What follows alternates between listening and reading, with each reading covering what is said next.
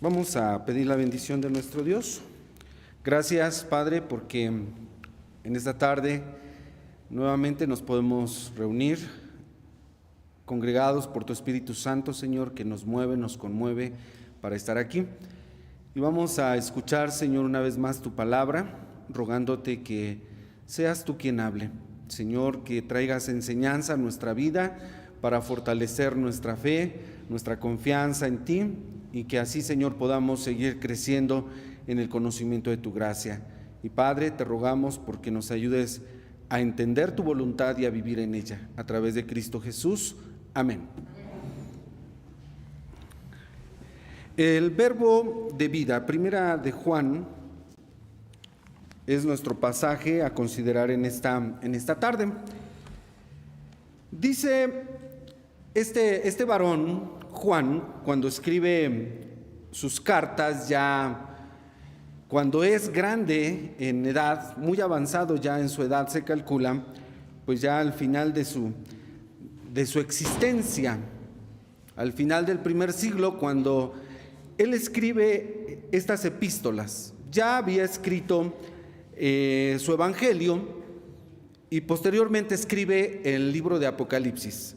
3 son las cartas del apóstol Juan que escribe a la iglesia universal, y él está dando testimonio vivo, real, de lo que vio, de lo que palpó, de lo que escuchó. Son 3 cosas que dice él aquí en primera de Juan: lo que vimos, lo que oímos, lo que palpamos tocante al verbo de vida.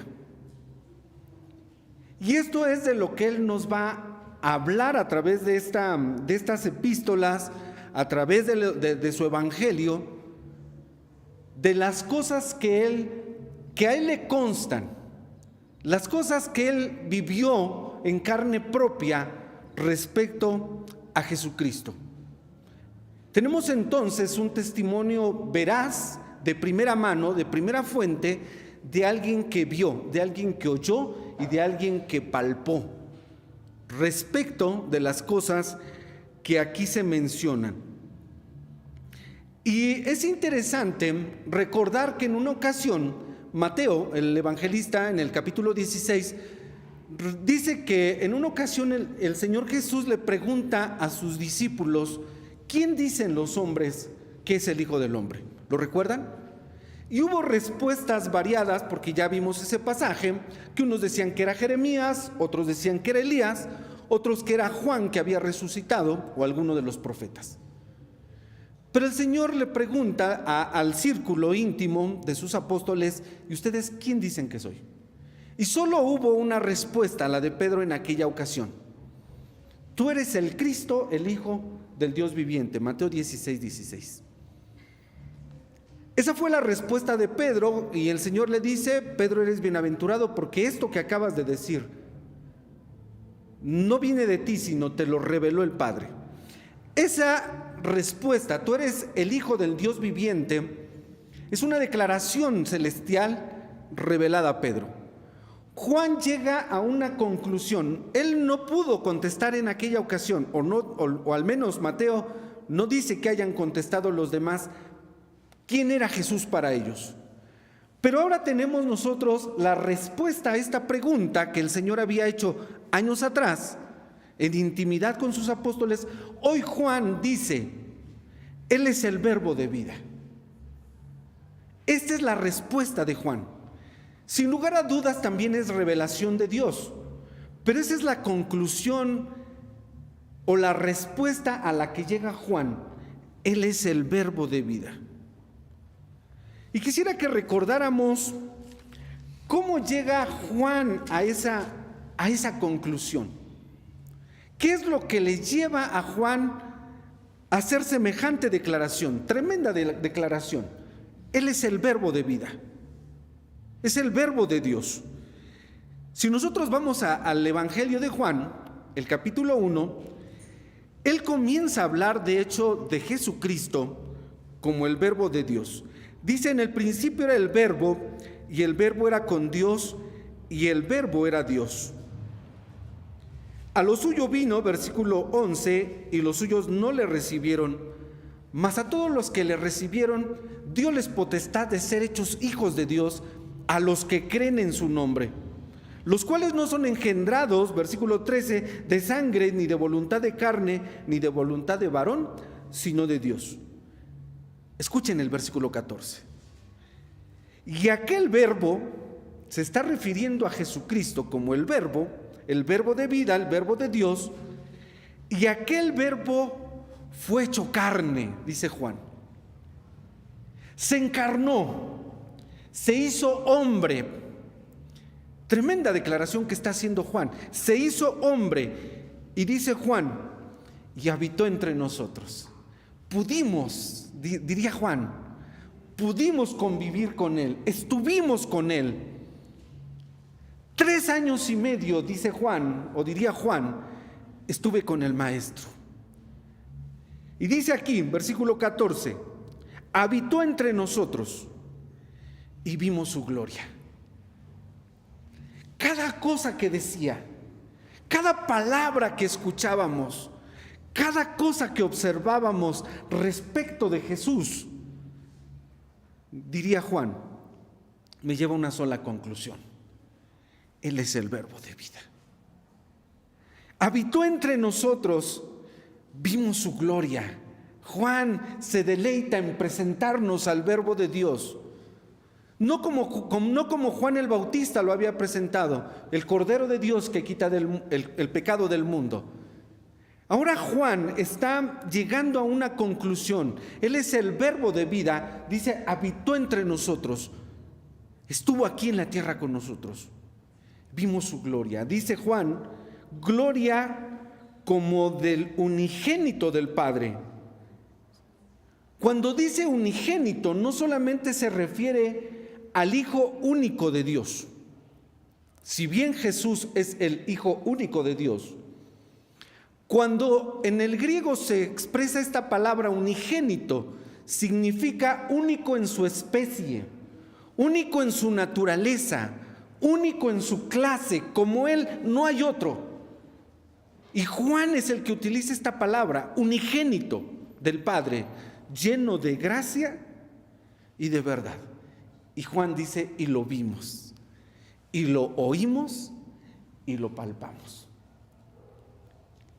Y a través del Evangelio de Juan, nosotros podemos ver, y a través de los demás evangelios, podemos ver que lo que ahí se nos narra nos llevarían a concluir lo mismo. Toda persona que lea los evangelios y que posteriormente pudiese leer los evangelios, y que ha sucedido a través de los siglos, al leer los evangelios deberíamos todos de llegar a una sola conclusión: que Jesús es el Hijo de Dios, que Él es el verbo de vida. ¿Cómo lo vamos a descubrir? Bueno, a través de todas las cosas que dice Juan, nosotros vimos, oímos, tocamos, y esas cosas son las que ahora nosotros les anunciamos respecto del verbo de vida. Los milagros, por ejemplo, son importantes para poder entender la vida de Jesús, para poder entender su misericordia, su amor, su compasión. Y cada que vemos en los evangelios un milagro, podemos saber algo de la persona de Jesús. Lo podemos ver a Él obrando desde, vamos a llamarle el nivel básico, como dicen algunos teólogos, de la necesidad del hombre. ¿Qué es lo más básico o el nivel más bajo en la necesidad del hombre en relación al poder de Jesús? Lo físico. Sanar a los paralíticos, curar a los leprosos, hacer hablar a los sordomudos. Eso en el ámbito de lo físico. Y sin embargo, es algo sorprendente para el primer siglo el ver a un hombre de 30 años de edad, predicador excelente, elocuente, sabio a más no poder, excedía su sabiduría, Pero al verlo obrar, la gente debería de concluir lo mismo que está concluyendo Juan. Y ellos se rascaban la cabeza y se sorprendían ante las palabras de Jesús, pero al verle obrar, ellos tendrían que concluir una sola cosa, que es hijo de Dios. A través de los siglos, y nosotros sabemos, ahora podemos ver que ese tiempo cuando no hubo profeta en Israel, 400 años del periodo que conocemos como intertestamentario, viene el profeta Juan el Bautista anunciando a aquel, dice Juan, del cual yo no soy digno de desatar la correa de sus sandalias, y le presenta como el Cordero de Dios. Y ahora Jesús comienza a obrar sanidades, comienza a hacer cosas que en Israel no habían sido vistas por años, por siglos. Y este es el propósito, o uno de los propósitos de los milagros. Es por eso que es importante que ellos consideraran las obras de Jesucristo como un testimonio veraz y poder concluir que Él es el Hijo de Dios, que Él es el Verbo de Dios. Cada milagro es un ejemplo del poder de Cristo. Y decíamos que en el nivel más básico de la necesidad del hombre, que es lo físico, Él obró maravillas.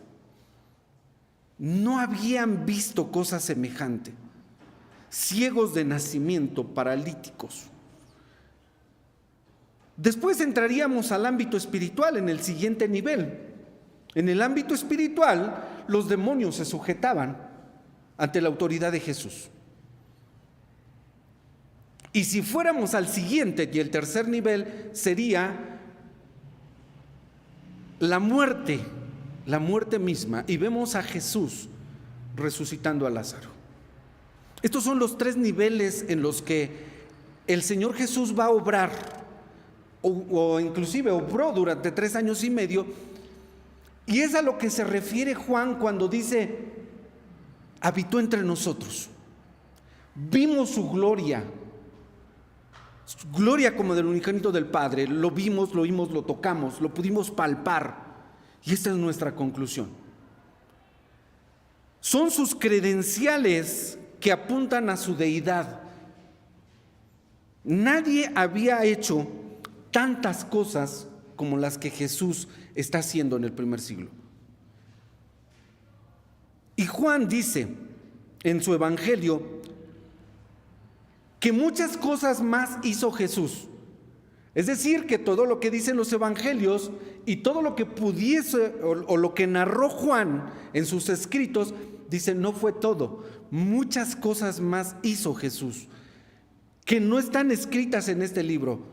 Si se escribiesen todas las cosas, y aquí entonces debemos de entender nosotros que los evangelios son compendios solamente de todo lo que hizo Jesús durante 3 años y medio. Dice Juan, si yo pudiese escribir todo, o si se pudiese escribir todo respecto al verbo de vida, de cierto os digo que no cabrían los libros en el mundo. Sin embargo, vamos a ver lo que dice Mateo capítulo 12. Busquen conmigo, por favor, en sus Biblias, Mateo capítulo 12. Porque los milagros de Jesús en cualquier ámbito y en cualquier nivel, obrando, eran el testimonio fehaciente, indubitable de que es el Hijo de Dios. Y esa es la conclusión de Juan. Cada uno de esos milagros deberían de llevar a los judíos a esa conclusión. Vean que ellos llegan a una conclusión completamente opuesta. Mateo capítulo 12, versículos 24 al 28 voy a leer. El pasaje viene hablando de milagros que había hecho el Señor Jesús, y dice Mateo 12, 24, mas los fariseos, oyéndolo, decían, fíjense las conclusiones o la conclusión de estos hombres, refiriéndose a Jesús, no echa fuera a los demonios, sino por Belcebú, príncipe de los demonios. Esa es su conclusión. Después de lo que ven, Juan está por su parte diciendo lo que vimos, lo que oímos, lo que tocamos respecto al verbo de vida, me lleva a concluir que Él es el verbo de Dios. Pero para estos hombres, dice que la conclusión a la que llegan ellos, después de haber visto y oído, porque vieron lo mismo, ¿estamos de acuerdo? Vieron los mismos milagros, al mismo ciego de nacimiento lo entrevistaron, vieron lo mismo, oyeron lo mismo, pero su conclusión es diferente. Y su conclusión es, de una forma despectiva, no echa fuera a los demonios, sino por Belcebú, príncipe de los demonios. Continúo la lectura en el versículo 25. Y Jesús, como sabía los pensamientos de ellos, les dijo: todo reino dividido contra sí mismo es desolado, y toda ciudad o casa dividida contra sí misma no permanecerá. Y si Satanás echa fuera a Satanás, contra sí mismo está dividido. ¿Cómo pues permanecerá su reino? Dice el Señor: y si yo por Belcebú echo fuera a los demonios, ¿vuestros hijos por quiénes los echan? Si yo hago esto y ustedes concluyen que yo los echo por Belcebú, entonces ustedes, cuando expulsan a un demonio, ¿en nombre de quién lo hacen?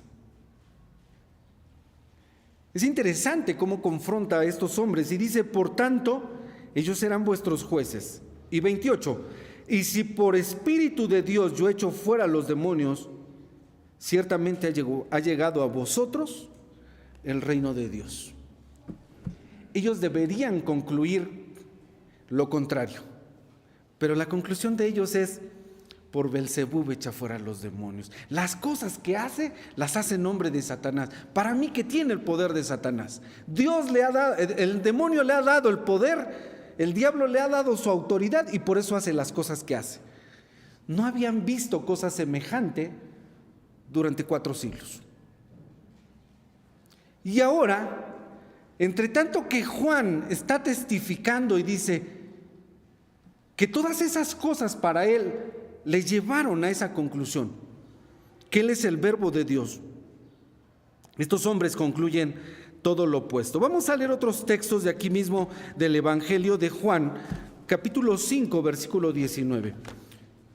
Juan 5, 19 dice de la siguiente manera: respondió entonces Jesús y díjoles: de cierto os digo, no puede el Hijo hacer nada de sí mismo, sino lo que viere hacer al Padre, porque todo lo que Él hace, refiriéndose al Padre, esto también hace el Hijo juntamente.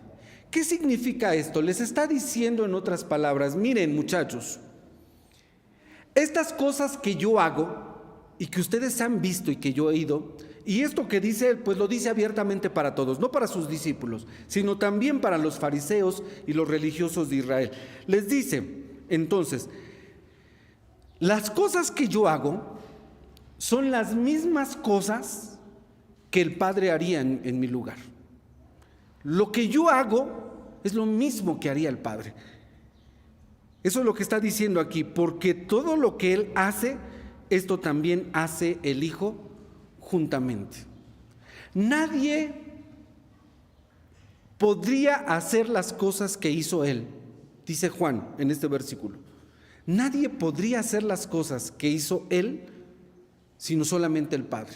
Y Él llega a otra conclusión, y Él mismo lo registra en el Evangelio cuando Jesús dijo: el Padre y yo, uno mismo somos.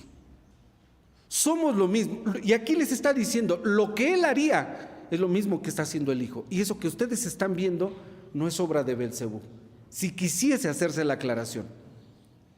Y ellos deberían de entonces de llegar a concluir eso. Versículo 36, allí mismo dice: mas yo tengo mayor testimonio que el de Juan, porque las obras que el Padre me dio que cumpliese, las mismas obras que yo hago, dan testimonio de mí, que el Padre me ha enviado.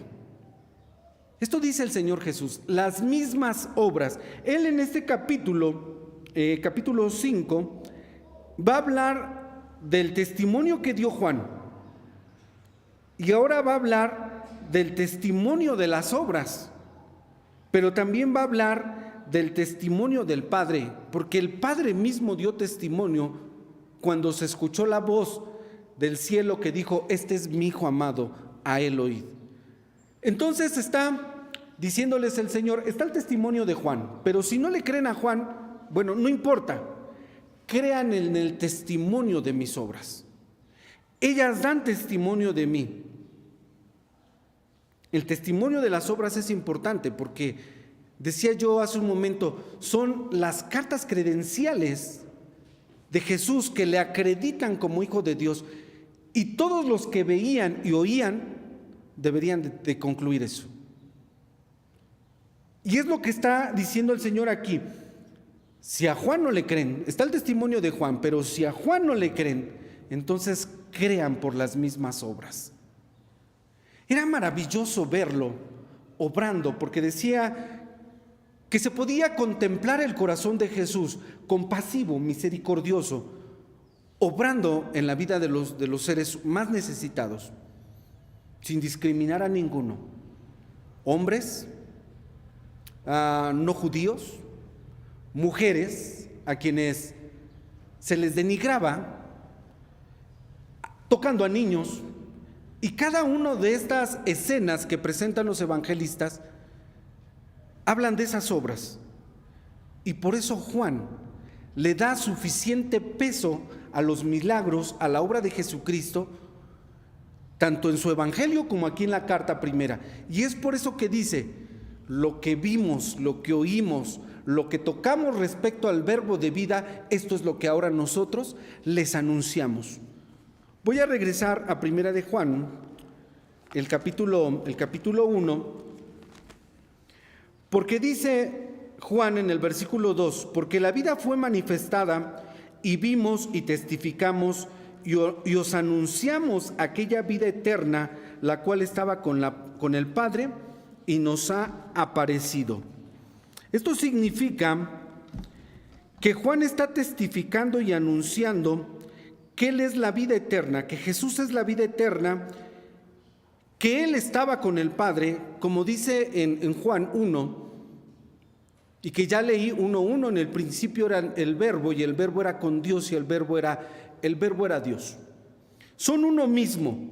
Pero ahora Juan dice que estas cosas que Él anuncia no solamente son para que entendamos que Él es el verbo de vida, sino que una vez que ya entendimos que Jesús es el verbo de vida, que es el verbo de Dios, que es el unigénito del Padre, lleno de gracia y de verdad, ahora nosotros tengamos comunión con Él.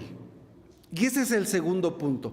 Una vez que hemos entendido que Jesús es el verbo de Dios, ahora Juan dice que lo que hemos visto y oído, esto os anunciamos para que vosotros tengáis comunión con nosotros, dice, y nuestra comunión sea verdaderamente con el Padre y con su Hijo Jesucristo.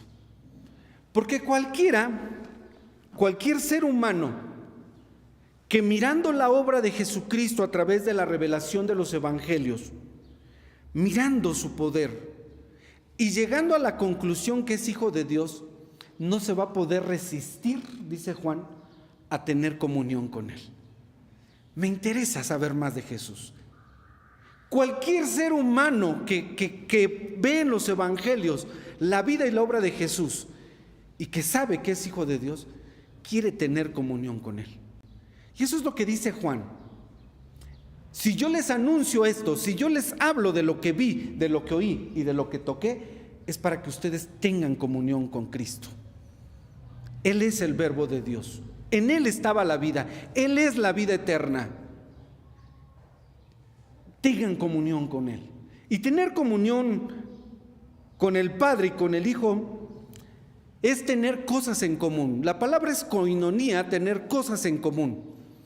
¿Y qué pudiésemos tener nosotros en común con el Hijo de Dios? Juan, en esta misma carta, dice que nosotros seremos como Él es. Llegaremos a ser, porque estamos en un proceso de transformación en el que tendremos una plena comunión con Él, porque seremos tal como Él es, dice el mismo apóstol Juan en esta carta. Hay cosas en común entre Cristo y nosotros una vez que lo hemos conocido y una vez que hemos sabido de su naturaleza divina. Y entonces decía que nadie podría resistirse a tener comunión con Dios, a tener comunión con Cristo. Dice el siguiente versículo 4: y estas cosas os escribimos para que vuestro gozo sea cumplido. Porque cuando uno tiene comunión con Cristo, uno se llena de gozo. Si una persona que sabe de Jesús no se deleita en Cristo, no tiene comunión con Él, entonces de verdad no sé qué esté sucediendo. Pero para nosotros los creyentes, y esto es lo que está compartiendo Juan, es un gozo completo, absoluto, tener comunión con Cristo. De ahí que no podemos entender cómo es que podemos alejarnos. El hombre en su dureza de corazón puede alejarse de Dios. ¿No ha sabido suficiente acerca de la persona de Cristo? Queridos hermanos, necesitamos saber más de Él. ¿Y cómo sabremos más de Jesús? Escuchando a personas como Juan, que nos hablan de lo que vieron y de lo que escucharon.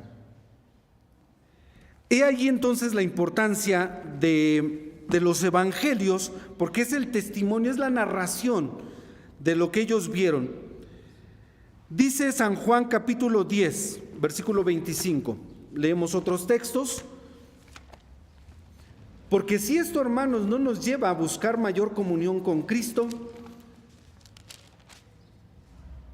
entonces no endurezcamos vuestro corazón. San Juan capítulo 10, versículo 25 dice: el Señor, respondióles Jesús: os lo he dicho y no creéis. Las obras que yo hago en nombre de mi Padre, ellas dan testimonio de mí, mas vosotros no creéis, porque no sois de mis ovejas, como os he dicho. Dice el Señor: no me creéis. ¿Y cómo es posible, pensaríamos nosotros, que después de haber visto tantas señales, hayan crucificado al Hijo de Dios? Para nosotros es inconcebible, ¿no creen? O sea, para mí, en mi lógica, ¿cómo pudieron haber hecho eso con Él?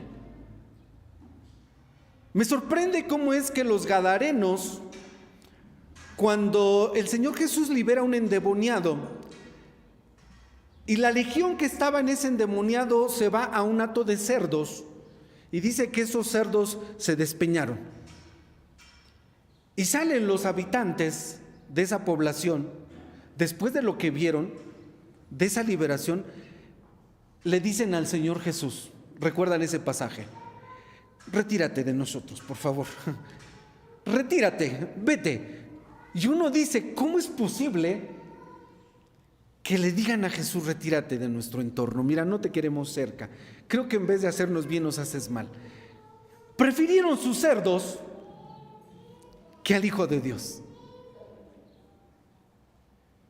Y por otra parte, vemos otro pasaje aquí en el mismo Evangelio de Juan, cuando los samaritanos, por el testimonio que dio esa mujer a quien Jesús le había declarado toda su verdad, ella lo dijo, lo habló con los samaritanos le dicen: quédate con nosotros.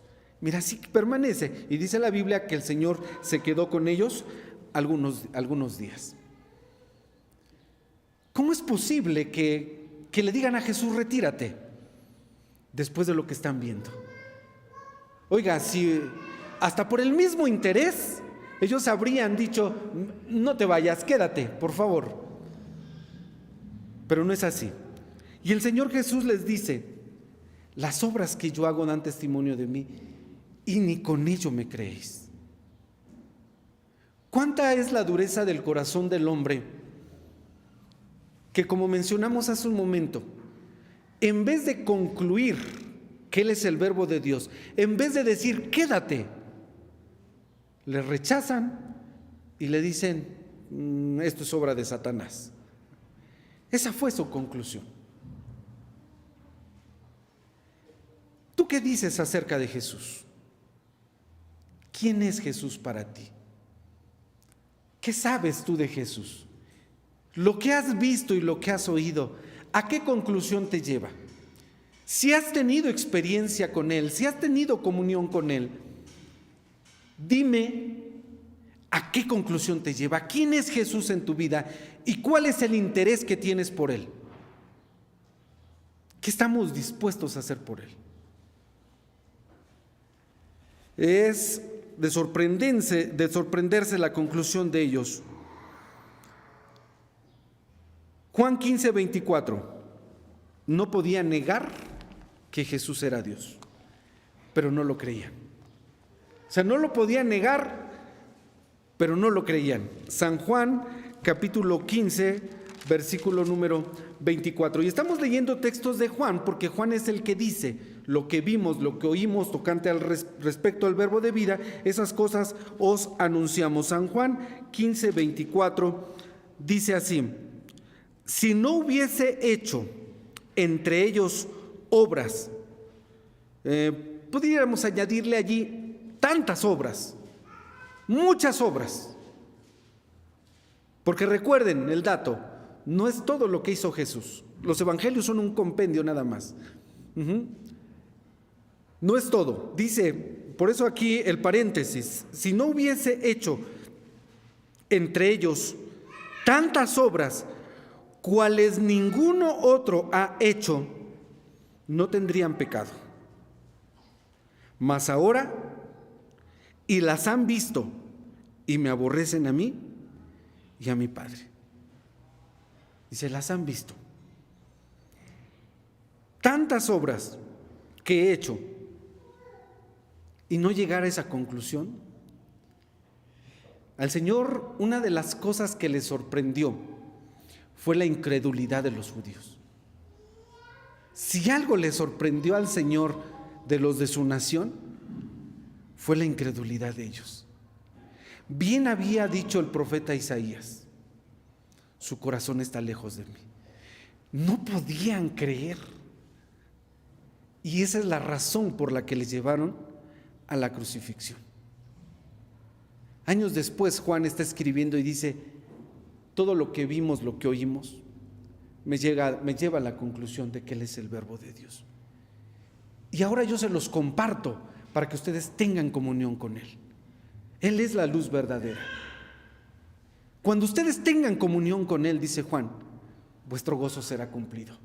Tendrán la alegría, la satisfacción de decir, yo sé quién es Jesús.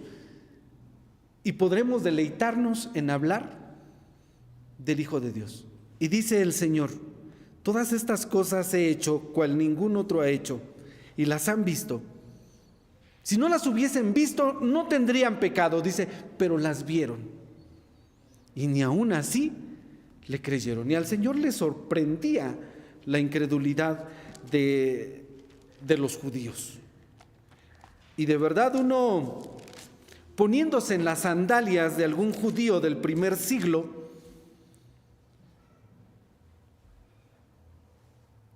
¿cómo sería nuestro corazón después de ver tantas cosas? ¿Se endurecería el tuyo? ¿A qué conclusión llegarías si vieras tantos milagros? Dice San Marcos 6:6, y estaba maravillado de la incredulidad de ellos y rodeaba las aldeas de alrededor enseñando. Estaba el Señor maravillado de la incredulidad. Y dice el Señor, tantas cosas he hecho. En una ocasión ya de plano les dijo, tantas obras he hecho, ¿por cuál de ellas me apedreáis? Ni con todo ello creéis. Es sorprendente. Queridos hermanos, el testimonio que nos está dando Juan, en base a lo que vio, a lo que escuchó y a lo que tocó respecto al verbo de vida, y decíamos que es un testimonio veraz, es un testimonio de primera mano que mueva nuestros corazones para creer en Jesús. ¿Quién es Él para ti? Hay beneficios y con esto concluyo de lo que dice Juan en Primera de Juan capítulo 1, beneficios de tener comunión con Él. No solamente de que sepamos lo que hizo y nuestras propias conclusiones, sino tener comunión con Él, porque al tener comunión con Él hay dos beneficios. Y Él los menciona en esta carta y dice que si nosotros confesamos nuestros pecados, Él es fiel y justo para perdonarnos. El primer beneficio de tener comunión con Él es el perdón. Y el perdón, hermanos, solamente lo vamos a recibir de Él. Dice David en el Salmo 51, porque a ti, solo contra ti he pecado y he hecho lo malo delante de tus ojos. Pero cuando nosotros tenemos comunión con Él y confesamos nuestros pecados, dice Juan, tenemos este beneficio del perdón. Y déjenme decir que con nada podríamos nosotros obtener el perdón. No hay otra forma de obtener perdón si no es a través de Jesucristo. Y el segundo beneficio dice ahí mismo, y la sangre de Jesucristo su Hijo nos limpia de todo pecado. Perdón y limpieza. Este es el segundo beneficio de tener comunión con Él. Para obtener esto, vean el proceso que llevó Juan. Entender quién es Jesús, desear comunión con Él para tener gozo y entonces tener beneficios. Tú y yo, como hijos de Dios, tenemos esos beneficios, pero no podemos tenerlos en menos. Cada creyente debe de vivir en su primer amor siempre. Siempre. Y la persona más importante de nuestra vida es Jesús. Y debería de ser siempre Jesús. Querer saber más de Él. Juan, voy a concluir en el Evangelio, en el último capítulo,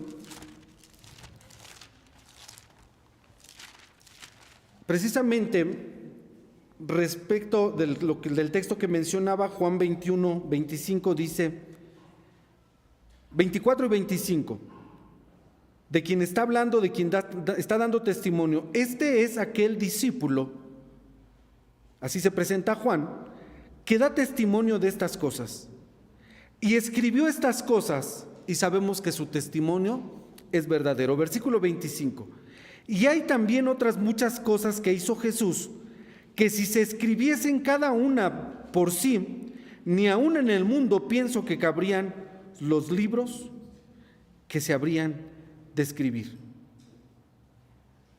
Pero dice la palabra de Dios que estas que están escritas precisamente para que creáis que Jesús es el Hijo de Dios. Y la pregunta para nosotros sigue siendo la misma. ¿Crees tú en Jesús? Este es el Cristo en quien tú crees, de quien tú sabes, de quien tú has visto, palpado, de quien tú has oído. Bendito sea Dios. Vamos a agradecer al Señor y vamos a pedir que cada vez sepamos más de Él y podamos estar más enamorados de nuestro querido Salvador, de nuestro bendito y unigénito Salvador. Vamos a orar. Señor, una vez más queremos alabar y bendecir tu nombre porque tú eres bueno, porque para siempre, Señor, es tu misericordia. Gracias te damos en esta tarde porque podemos contemplar a la luz de tu palabra, de las Escrituras, acerca de la persona maravillosa de Jesús, de nuestro bendito Salvador. Gracias, Señor, porque nosotros también a través de la fe y a través de tu palabra podemos ver, podemos creer, Señor, y llegar a nuestra propia conclusión basados en tu palabra, que Jesús es el Verbo de Dios. Él es tu unigénito. Gracias, Señor, por haberlo otorgado a nuestras vidas. Gracias por haberlo revelado a nosotros. Señor, ayúdanos para no traicionarle. Ayúdanos para no estar alejados de Él, para tener comunión, Señor, con tu amado Hijo Jesucristo. Cuida de la iglesia. Gracias por la vida de nuestros hermanos. Señor, gracias porque poco a poco vemos como tú sigues obrando en medio de tu pueblo. No nos dejes, Señor, no nos desampares. Queremos tener esa comunión contigo y obtener, Señor, este beneficio del perdón de nuestros pecados y la limpieza de ellos. Solamente, Señor, en la sangre de Jesús, solamente en Cristo podemos obtener el perdón y la vida eterna. Gracias, Señor, por haberte revelado a nosotros, por haberte conocido. Y expresamos, como lo dijo el mismo Juan, que si podemos decir, Señor, que te amamos, es porque tú nos amaste primero. Te damos la honra y la gloria y lo hacemos a través de Cristo Jesús, nuestro bendito Salvador. Amén. Que Dios les bendiga, hermanos. Amén.